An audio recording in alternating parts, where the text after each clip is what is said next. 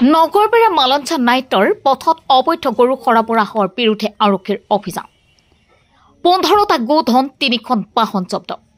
চালকসহ 4জনক গ্ৰেপ্তাৰ অবৈধ গোধনৰ সৰবৰাহৰ বিৰুদ্ধে নগৰবেৰা আৰক্ষীয়ে কঠোৰ পদক্ষেপ গ্ৰহণ কৰা পৰিলক্ষিত হৈছে এনে অভিযানৰ অংশ হিচাপে যোৱা নিশা এক গোপন খবৰৰ ভিত্তিত কামৰূপ জিলা আৰক্ষীৰ উপ আৰক্ষী অধীক্ষক দীপক শৰ্মাৰ নেতৃত্বত আৰক্ষীৰ এটা দলে নিশা নগৰবেৰা আৰক্ষী থানাৰ অন্তৰ্গত মালঞ্চা নাইটৰ পথত অভিযান চলাই 15টা